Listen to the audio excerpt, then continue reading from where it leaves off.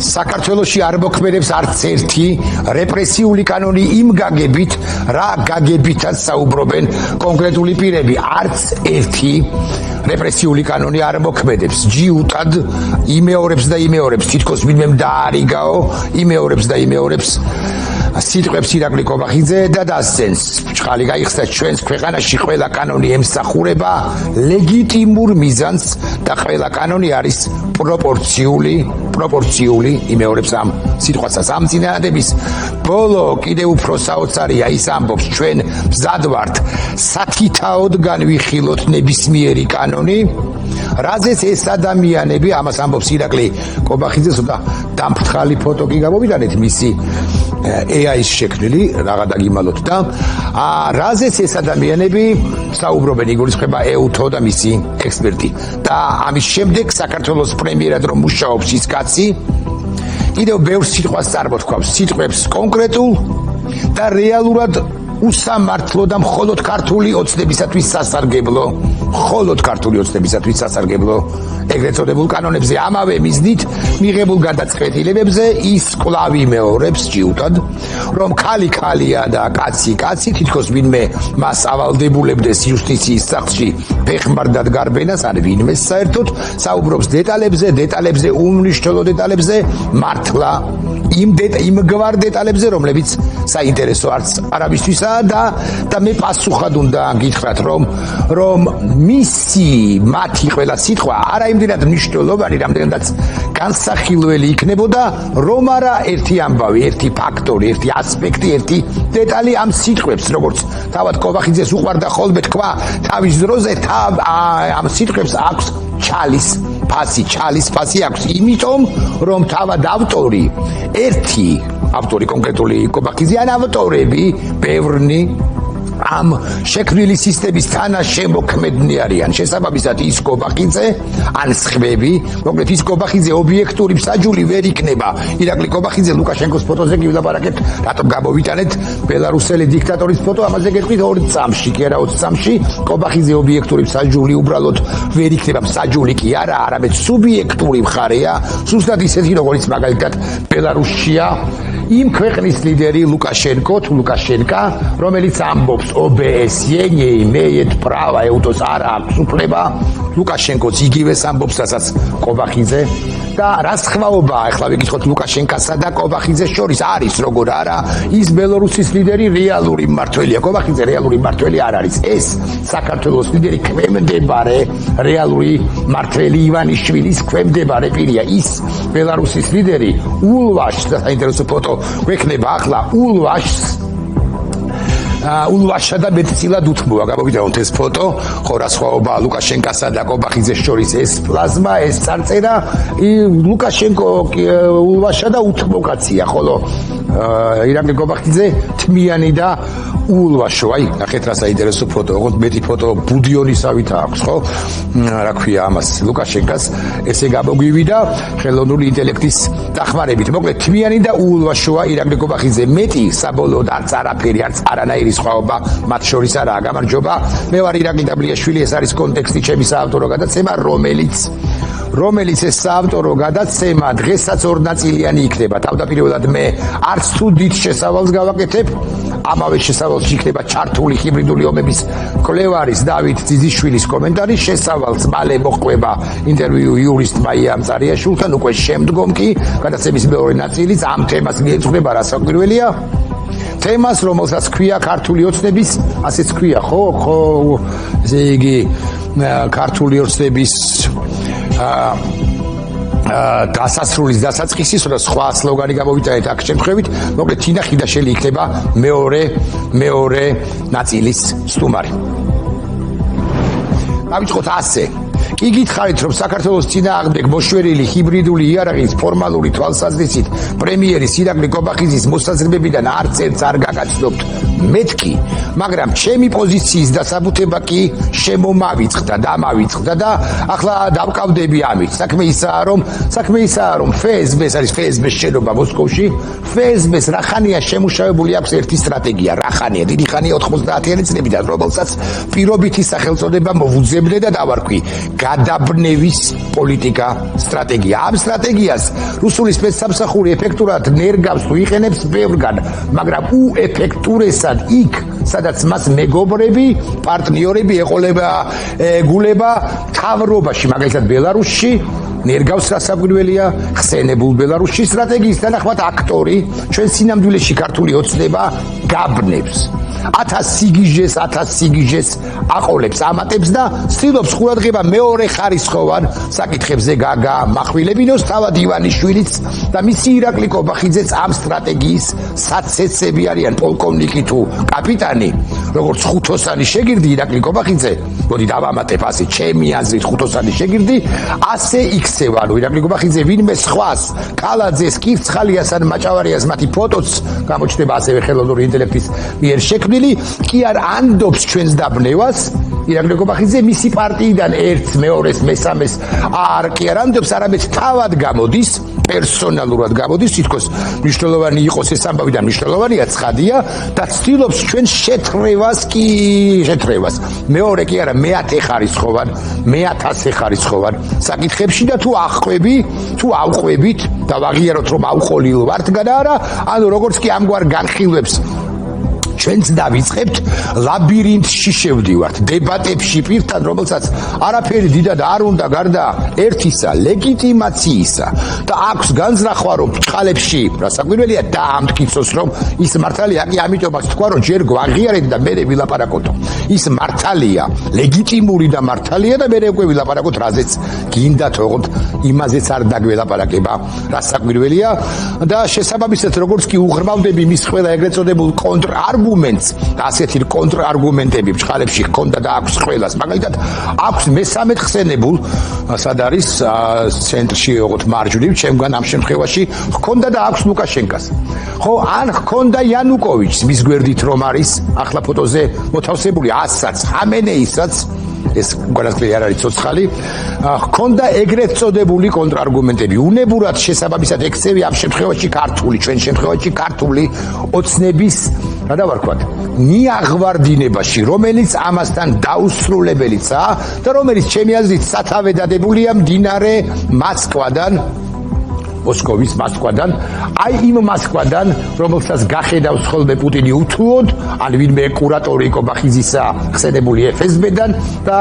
შირაკასტრანა მაიარადნაიას ან მოსკოვაზე მდინარე მოსკოვაზე იქნება რამ სიმღერა წარმოთქვამს ამ სიტყვებს და თავის საქმეს კი გულდასმით ნამდვილად ეკიდება პარალელურად ხო და მოკლედ როგორც კი ახვები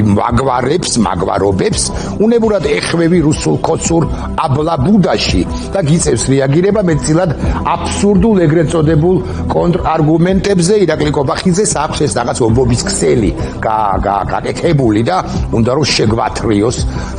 ამ ობობის ქსელში არგუმენტებზე აბსურდულზე გიწევს რეაგირება ანუ აღკვები თამაშის იმ წესებს რომელსაც სწორედაც რომ რუსეთი და ფორმალისტურად კი ქართული ოცნება გვთავაზობს და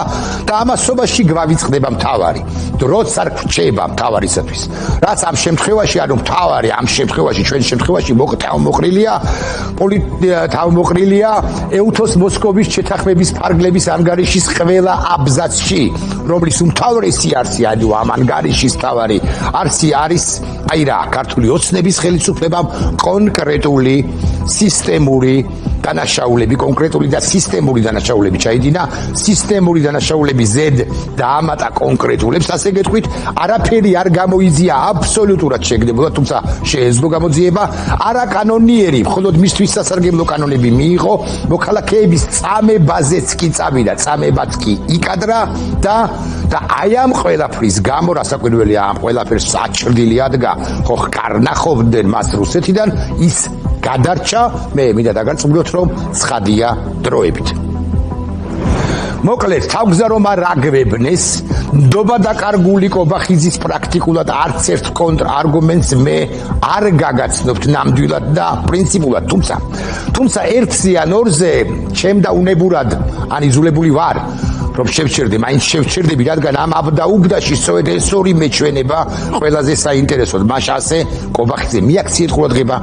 როგორ და რას ამბობს ჩვენ პირველ რიგში ვამხელთ ყველა იმ სიცრუეს, რომელიც არის ასახული ამ დასკვნაში. ასევე მე მინდა აღვნიშნო, რომ ამ დასკვნაში არის წარმოდგენილი კონკრეტული ინფორმაცია და რეკომენდაციები, რომლებიც შეესაბამება სინამდვილეს და რომელთა გათვალისწინება არის აუცილებელი. ანუ ასეთი ჩანაწერებიც არის ამ დასკვნაში.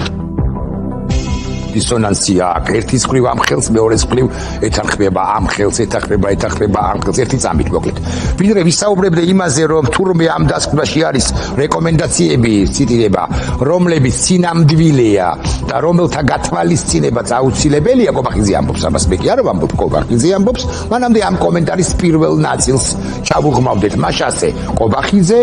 პრემიერად რომ მუშაობს ის კაცი, ამბობს, რომ ისინი ამხელენ ყველა სიცრუეს, რომელიც ასახულია ამ დასკვნაში და ახლა ვიკითხავ არა მოკრძალებით, მაპატიეთ, მაგრამ ვისთან ან ვისთვის ამხელენ.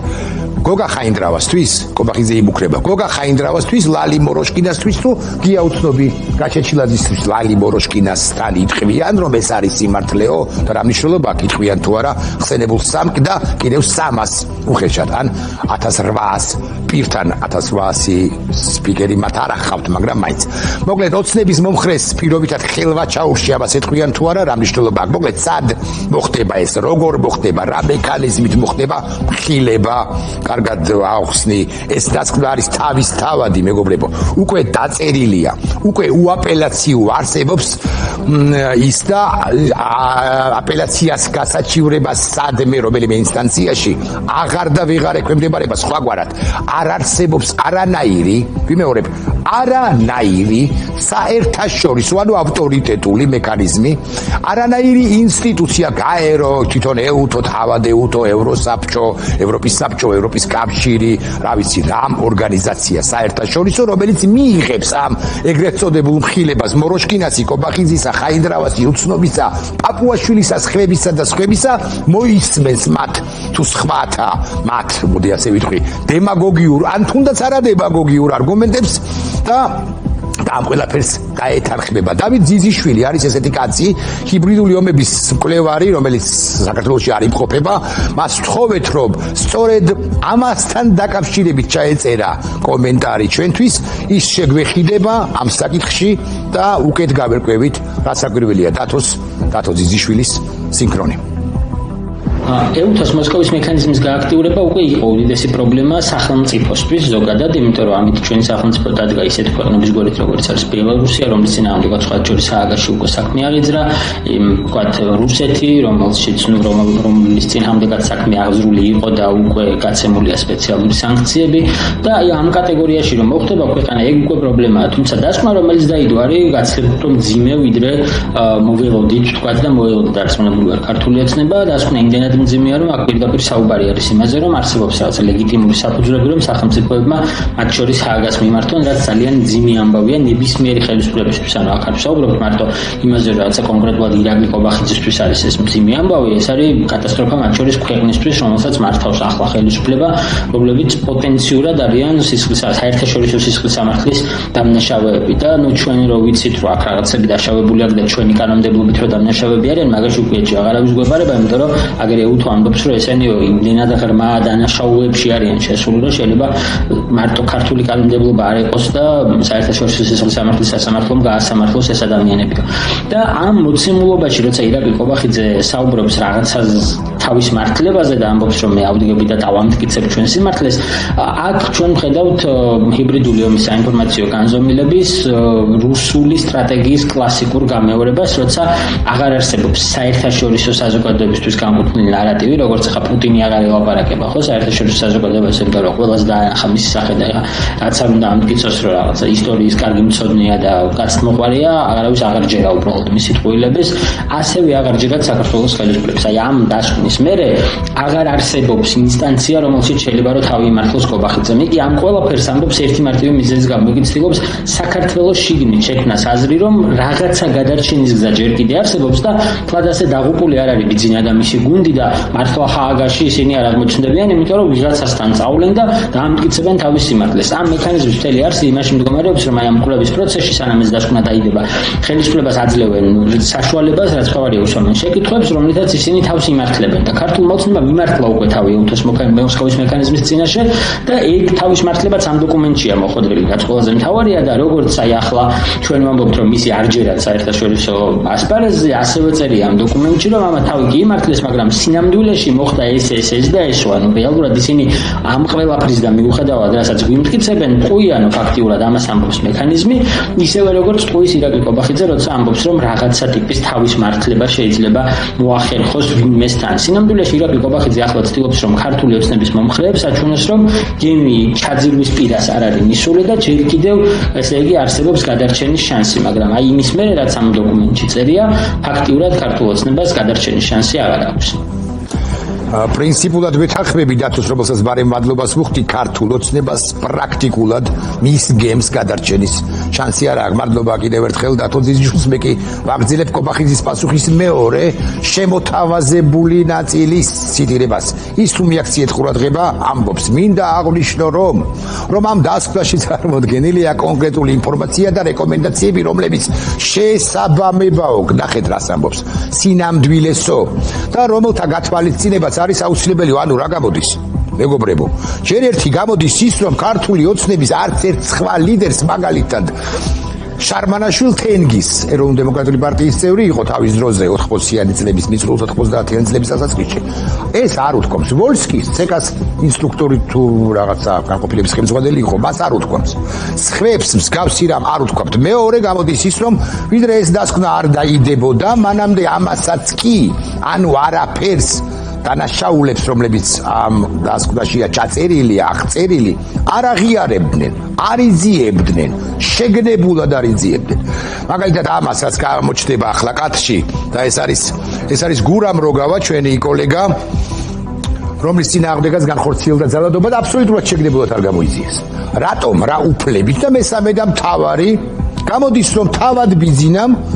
პერსონალურად ბიძინამ ეს დასკვნა წაიკითხა. მისი ნაწილი მაინც წაიკითხა, მისი ძირითადი პუნქტები მაინც წაიკითხა, დაფიქრდა, მოიღუშა მეთქი და შესაძლოდ, ან ალბათ იგრძნო, მიხვდა, რომ ვითარება აღარაა მარტივი. ძიმედაა ვითარება, მძიმე ვითარებაშია თავადაც და მან ოლიგარქმა გასცა ინსტრუქცია პერსონალურად კობახიძისათვის, კობახიძეს უთხრა და არავინმე სხვას. დაავალა და ახლობით შემდეგი დაეთანხმეთ დასკვნის რეკომენდაციებიდან პირობითად მე-7-ეს, მე-10-ეს, მე-12-ეს შექმენი შტაბ-ბიძინება, რომ ასეთი გახსნილები თანამშრომლობაზე ორიენტირებულები ხართ, კობახიძეს უთხრა, მადლობას რომ უხდის სხვა შემთხვევაში, ორიენტირებულები ხართ თანამშრომლობაზე, კობახიძემაც აღასრულა ეს დავალება. მე კი გეტყვით შემდეგს. არ გამოვა არა ძვირფასებო კი არა, არა ძვირფასებო აგი, ან მაი ამბავი. ყველაფერი რაც ანგარიშია ისახა, ჯერ ერთი შეუტანელი სიმართლეა ყველაფერი და მეორე ყველაფერია. 1, 2 ან მე-18, მე-20 და 24 კი არა, ყველაფერია გასათვალისწინებელი კი არა, გამოსასწორებელი. თუ რეკომენდაციებს გავხედავთ, მაგრამ საქმეც ისაა, რომ ქართული ოცნება ამ ყველაფერს ვიმეორებ ყველაფერს და არა ნაწილს უბრალოდ ვერ აღიარებს, რადგან აღიარებიდან ძალაუფლების დაკარგვამდე ორი ნაბიჯი არ იქნება დარჩენილი. ამ ყველაფერზე, განსაკუთრებით სამართლებრივ ასპექტებზე ვიწყებთ საუბარს. ქალბატონი ბაია არის თუ არ ვწდები უკვე სტუდიაში.